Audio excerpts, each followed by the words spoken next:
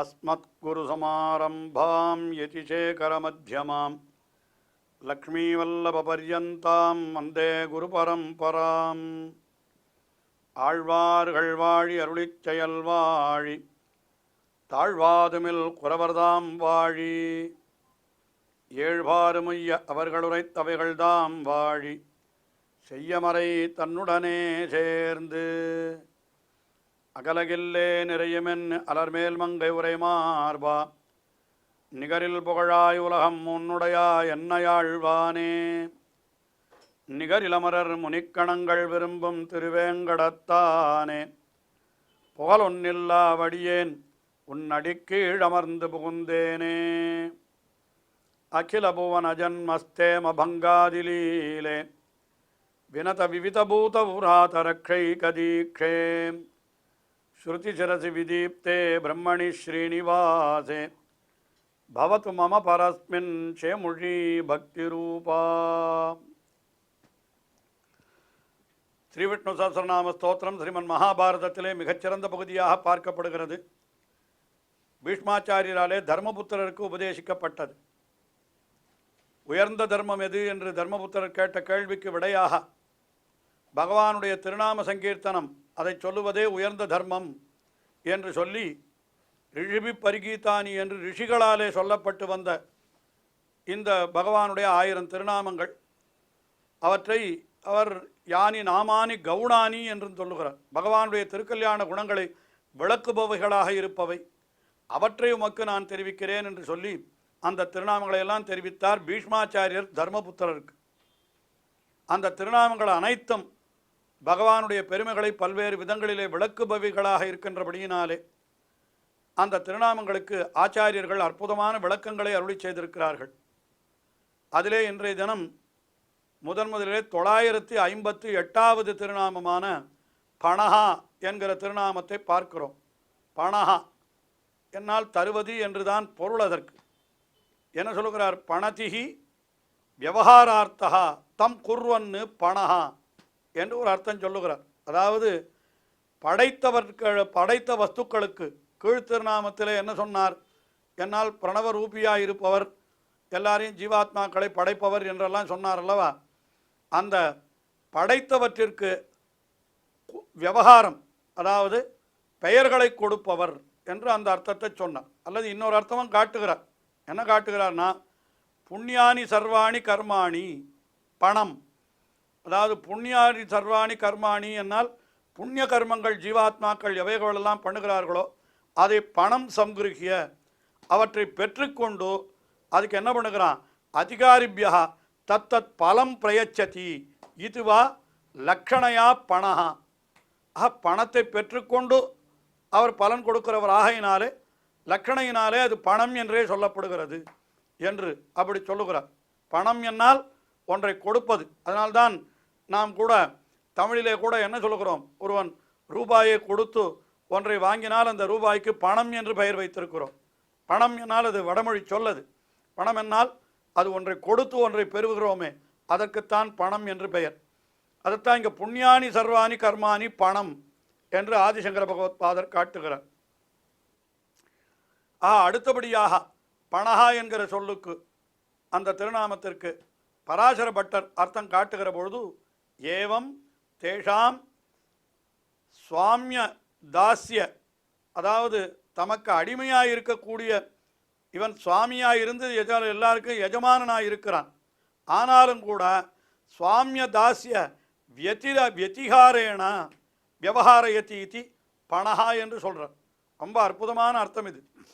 என்னென்னா, கீழ்த்திருநாமங்களிலே என்ன சொன்னார்? பிரணவத்தினுடைய அர்த்தத்தை காட்டி, பிரணவத்திலே என்ன சொல்லப்பட்டிருக்கிறது? ஜீவாத்மாவுக்கும் பகவானுக்கும் உண்டான தொடர்பு. எப்படிப்பட்ட தொடர்பு? பகவான் எஜமானன், ஜீவாத்மாக்கள் அவனுக்கு அடிமை என்று சொல்லப்பட்டிருக்கிறது என்று காட்டினார். ஆனால் இந்த திருநாமத்திலே அதை அப்படியே பகவான் தலைகீழாக மாற்றுகிறார் என்று சொல்லுகிறார். என்ன பண்ணுகிறார் என்னால், ஏவம் இப்படி அடியவர்களானவர்களுக்கு தேஷாம் சுவாமிய தாஸ்ய வியதிகாரேன, அதாவது அடியவன் எஜமான் என்கிற தன்மையை மாற்றி விடுகிறான். மாற்றி விடுதலாவது என்ன அப்படின்னா, தன்னை அவர்களுக்கு அடிமையாக ஆக்கி அந்த அடியவர்களை தனக்கு எஜமானர்களாக கொள்ளுகிறான். இப்படி கூட பகவான் பண்ணுவதுண்டோ என்று கேட்டால் நன்றாக பார்க்கலாமே. பாண்டவர்கள் என்பவர்கள் ஜீவாத்மாக்கள். அவர்கள் யார்? பகவானுக்கு அடிமைப்பட்டவர்கள் தான். ஆனால் பகவான் என்ன செய்தான்? அந்த பாண்டவர்களுக்கு தன்னை அடியவனாக்கி வேலைக்காரனாக்கி அவர்களுக்காக தூது போனான், அவர்களுக்காக தேரோட்டினான் என்று சொன்னால் அப்போ என்ன தெரிகிறது? என்னால் தம் அடியவர்களுக்கு தான் அடியவனாயிருந்து அந்த தொடர்பை மாற்றுகிறான் பகவான். அந்த அடியவன் எஜமான் என்ற தொடர்பையே மாற்றி வைத்து விடுகிறான் என்று இப்படியாக அர்த்தத்தை காட்டுகிறார். பராசர பட்டர் மிக அற்புதமாக காட்டுகிறார். அதற்கு மேலே பணஹா என்கிற சப்தத்திற்கு, திருநாமத்திற்கு சத்யசந்த தீர்த்தர் அர்த்தம் சொல்லுகிற பொழுது பணஹா பண்யத்தே ஜனைஹி ஸ்தூயத்தே இதி வா விவகாரத்தை இத்தி வா என்று அர்த்தம் காட்டுகிறார். அதாவது ஜனங்களாலே போற்ற பெறுபவர். பண்யத்தேன்னா என்ன? ஸ்தூயத்தே, போற்ற பெறுகிறார் என்று ஒரு அர்த்தம் சொல்லலாம். அல்லது விவகாரத்தி அப்படின்னா விவகாரத்தி என்னால் அந்த ஜனங்களோடு தாம் பேசுகிறார். பகவான் என்ன பண்ணுகிறான்? அடியவர்களோடு தான் உரையாடுகிறான். ஆகினாலே அவனுக்கு பணஹா என்று பெயர். விவகாரத்தீதிவா பணஹா என்று சத்யசந்த தீர்த்தர் அர்த்தம் காட்டினார். அடுத்தபடியாக 959வது திருநாமம் பிரமாணம் என்பது. பிரமாணம் என்னால் அதுக்கு பிரமா என்கிற சொல்லுக்கு ஞானம் என்று பொருள். அதனால் இங்கே என்ன அர்த்தம் காட்டுகிறார்னா பிரமிதிஹி சம்வித் என்று, அதாவது சம்வித் ஸ்வயம் பிரபா பிரமாணம். இது ஆதிசங்கர பகவத்பாதர் அவருடைய சித்தாந்தத்திற்கு சேர காட்டுகிற அர்த்தம் இது. அதாவது சம்வித் ஸ்வரூபம், பகவான் என்கிறவன் ஞானமே வடிவெடுத்தவன். ஞானம் வேறு, பகவான் வேறு அல்ல. பகவான் தான் ஞானம், ஞானம்தான் பகவான். பகவான் ஞானமாய் இருப்பவன், ஞானத்தை உடையவன் என்று கூட சொல்லக்கூடாது அத்வைத சம்பிரதாயத்தின்படி. அதனால் பிரமிதிஹி, பிரமிதிஹி என்னால் என்ன? சம்வித்து ஞானம், ஸ்வயம் பிரபா இயற்கையாகவே அந்த பிரகாசத்தை உடையவன். அதனால் பகவான் பிரமாணம், ஞானஸ்வரூபியானவன் பகவான் என்று அந்த அர்த்தத்தை காட்டுகிறார். பிரமாணம் என்கிற திருநாமத்திற்கு பராசர பட்டர் அர்த்தம் காட்டுகிற பொழுது என்ன காட்டுகிறான்னா ஏவம் நிசம்சய விபர்யய வேத ரகசிய பரமார்த்த பிரத்யாயகத்வாத் பிரமாணம் என்று சொன்னார். அதாவது உண்மையிலே எது பிரமாணம்? பிரமாணம் என்கிற சொல்லுக்கு இன்னொரு பொருளும் உண்டு. என்னென்னா அத்தாரிட்டின்னு சொல்லுகிறோமே. ஏதோ ஒரு புஸ்தகத்தை சொல்லி இதுதான் இதற்கு அத்தாரிட்டின்னு சொல்லுவோம். அதுபோல் இதுதான் அதுதான் பிரமாணம் என்ற சொல்லாலே சொல்லப்படுகிறது. என ஏவம் நிசம்சய விபர்யய, சம்சயம் என்னால் சந்தேகம், ஐயம். விபர்யம் என்னால் திரிபு, அதாவது என்ன? மாற்றியே நினைத்து கொள்ளுதல். இதெல்லாம் எங்கே இருக்கிறதுன்னு கேட்டால் வேத ரகசிய தத்துவார்த்த, வேத ரகசிய பரமார்த்தம் என்னால் அது பிரணவத்திலேயே தெரிவிக்கப்படுகிறது. கீழே பிரணவத்தை பற்றி சொல்லப்பட்டு விட்டது. ஆக தத்துவார்த்தங்கள் அவற்றையெல்லாம் என்ன பண்ணுறான்? அது ஐயன் திரிபின்றி பிரத்யாயகத்வாத் என்னால் ஐயன் திரிபின்றி நாம் அறியும்படி செய்பவர். அதனால் அவருக்கே பிரமாணம் என்று பெயர். வேத ரகசியமான பிரமாணங்களை ஐயன் திரிபின்றி நாம் அறிந்து கொள்ள வேணுமானால் அதற்கு பகவானுடைய அந்த கட்டாட்சம் தானே முக்கியம். அதைத்தான் தெரிவிக்கிறது என்று பிரமாணம் என்கிற திருநாமம் என்பதாக பராசர பட்டர் அர்த்தம் காட்டினார். பிரமாணம் என்கிறதற்கு சத்யசந்த தீர்த்தர் அர்த்தம் காட்டுகிற பொழுது பிரகிருஷ்டம் மானம், மானம் என்னால் ஞானம், மானம் என்னால் அறிவு. பிரகிருஷ்டம் மானம் பிரமாணம், உயர்ந்த அறிவு, மேன்மையான அறிவு. எஸ்ய தத் அப்படின்னு சொன்னார். எஸ்ய தத் பிரமாணம், யார் உயர்ந்த அறிவை உடையவனோ அவன்தான் பிரமாணம். யார் உயர்ந்த அறிவுடையவன்? பகவான் தான். அவனை தவிர அவனை காட்டிலும் உயர்ந்த அறிவுடையவர்கள் யார் இருக்கிறார்கள்? ஆகையினாலே பகவானை உயர்ந்தவன், உயர்ந்த ஞானமுடையவன் என்றதாக இந்த திருநாமம் காட்டுகிறது என்று அந்த அர்த்தத்தை காட்டினர். அதற்கு அடுத்தபடியாக 960வது திருநாமம் பிராணநிலையா என்பது. பிராணநிலையா என்கிற திருநாமத்திற்கு அர்த்தம் சொல்லுகிற பொழுது ஆதிசங்கர பகவத்பாதர் என்ன சொன்னா பிராணன் என்கிற சொல்லுக்கே ஜீவன் என்பது தான் அர்த்தம் சொல்றார். பாருங்க, பிராணிதீதி பிராணஹா ஜீவஹா, உயிர் வாழ்கின்றபடியினாலே இந்த ஜீவர்களுக்கெல்லாம், ஜீவாத்மாக்களுக்கு பிராணி பிராணஹா என்று பெயர். அது பரே பும்சே நிலியத்தை ஈத்திவா, அந்த ஜீவாத்மாக்கள் அத்தனை பேரும் முடிவிலே எங்கே போய் லயிக்கிறார்கள் என்றால், சேருகிறார்கள் என்றால் பரமாத்மாவினிடத்திலே தான். அதனால் பிராண நிலையா, ஜீவர்களெல்லாம் லயிக்குமிடமாய் இருப்பவர் என்று ஓர் அர்த்தம் காட்டினார். அல்லது இரண்டாவது அர்த்தமாக ஆதிசங்கர பகவத்பாதர் என்ன காட்டுகிறார்னா, பிராணான் ஜீவாஞ்ச சம்ஹரதி என்ன, அதாவது பிராணன்கள் என்ற சொல்லாலே சொல்லப்படுகின்ற ஜீவர்கள் அனைவரையும் சம்ஹரதி அழிக்கிறார். சம்ஹார காலத்திலே கிட்டத்தட்ட ரெண்டும் ஒரே அர்த்தம் தான். எல்லாம் சம்ஹார காலத்திலே தான் பகவானிடத்திலே போய் லயிக்கின்றன. அதை சொல்லுவதாகவும் கொள்ளலாம், அல்லது அழிக்கிறார் என்றும் பொருள் கொள்ளலாம் என்பதாக அந்த அர்த்தத்தை காட்டினார். அடுத்தபடியாக பிராணநிலையா என்கிற திருநாமத்திற்கு பராசர பட்டர் அர்த்தம் காட்டுகிறார். பிராணந்தீதி பிராணாகா அந்நே அப்பி ஜீவாகா, எல்லாம் ஜீவர்கள் தான். பிராணாகா என்கிறது ஜீவாகா.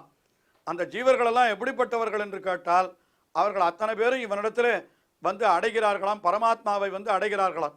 அதற்கு ஒரு உதாரணத்தை காட்டுகிறார் பராசர பட்டர்.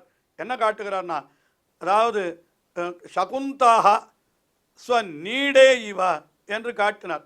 சகுந்தம் என்னால் பறவைகள். அந்த பறவைகளெல்லாம் தங்களுடைய கூட்டிலே வந்து சேரும். எங்கே திரிந்தாலும் கூட இரவு ஆகிவிட்டதானால் அத்தனை பறவைகளும் தத்தம் கூட்டிலே வந்து சேர்ந்து விடும். அதுபோல் எல்லா ஜீவாத்மாக்களும் எத்தனை பிறவிகள் உழன்றாலும் கூட கடைசியில் என்ன ஆகும், பிரளய காலத்தில் பகவானிடத்திலே வந்து லயித்து விடுவார்கள். ஆதிசங்கரர் காட்டின அர்த்தம்தான் அதை இன்னும் சற்று விவரித்து காட்டுகிறார் பராசர பட்டர் என்று நாம் கொள்ளலாம். அதுதான் சொல்கிறார், ஜீவாகா ஜீவர்களெல்லாம் என்ன செய்கிறார்கள் என்னால், சகுந்தாக ஸ்வ நீடே இவ, அந்த பறவைகளெல்லாம் தங்களுடைய கூட்டிலே வந்து சேருவது போல அஸ்மின் லீயந்தே, இந்த பரமாத்மாவினிடத்திலே வந்து சேருகின்றன, அது லயிக்கின்றன. அதனால் பரமாத்மா பிராண நிலையா, பரமாத்மா தான் பிராண நிலையன். என்னால் என்ன அர்த்தம், எல்லா பிராணிகளும் தன்னிடத்திலே வந்து அப்படி சேரும்படியாக இருக்கிறவன். இந்த பிராணி என்கிற சொல்லுக்கே எப்படி பெயர் ஏற்பட்டதுன்னா, அவர்களெல்லாம் ஜீவிக்கின்றன, அதனால்தான் அவர்களுக்கு பிராணிகள் என்ற பெயர் ஏற்பட்டது என்று இதெல்லாம் வியாக்கியானத்திலே காட்டப்பட்ட விஷயம்தான். ஆக பிராணநிலையா என்பதற்கு எல்லா ஜீவாத்மாக்களும் பறவைகள் கூட்டை அடைவது போல வந்து லயிக்குமிடமாய் இருப்பவர் பகவான். அதனால் அவருக்கு பிராணநிலையா என்பது பெயர் என்பதாக காட்டினார். அதே அர்த்தத்தை தான் காட்டணும், ஆனால் சற்று வேறு விதமான அர்த்தத்தை காட்டுகிறார் சத்யசந்த தீர்த்தர். அவர் என்ன காட்டுகிறார் என்னால், பிராணநிலையா பிராணஸ்ய வாயோஹோ நிலையா ஆசிரயா. பிராணன் என்று சொன்னால் எது என்றால் நமக்கெல்லாம் வாயு, அதுதான் பிராணம் இல்லையா? நம்மெல்லாம் என்ன சொல்லுகிறோம், நாம் சுவாசிக்கின்ற காத்தை பிராணவாயு என்று தான் சொல்லுவார்கள். ஏனென்றால் அந்த வாயுவானது தான் நாம் உயிர் தரித்திருப்பதற்கு காரணமாக இருக்கிறது. அப்போ அந்த வாயுவுக்கே பிராணன் என்றது தான் பெயர். அப்படிப்பட்ட வாயு, அந்த பிராணனாக இருக்கக்கூடிய வாயுவுக்கு நிலையா என்றால் என்ன, ஆதாரமாயிருப்பவர், அடைக்கலமாயிருப்பவர் பகவான் தான் என்ற அர்த்தத்தை சத்யசந்த தீர்த்தர் காட்டுகிறார். இப்படி ஒரே திருநாமத்திற்கு ஆச்சாரியர்கள் ஒவ்வொருவரும், ஒரு ஆச்சாரியரே கூட 2-3 அர்த்தங்களை காட்டுகிறார்கள். 3 ஆச்சாரியர்கள் மூவரும் சேர்ந்து சில சமயம் ஒரே அர்த்தத்தை காட்டுகிறார்கள். சில சமயத்தில் ஒரே திருநாமத்திற்கு ஆச்சாரியர்கள் மூவரும் வெவ்வேறு விதமான அர்த்தங்களையும் காட்டுகிறார்கள் என்று பார்க்கிறோம்.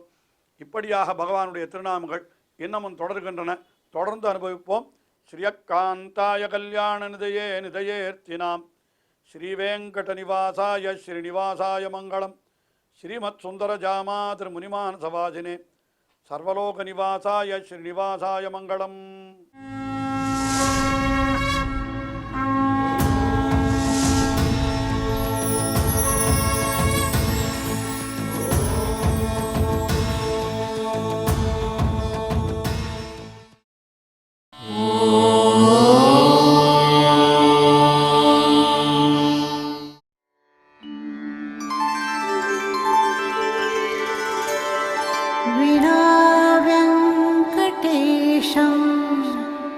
ननाथो ननाथः सदा वेङ्कटेशं स्मरामि स्मरामि हरे वेङ्कटेश प्रसीद प्रसीद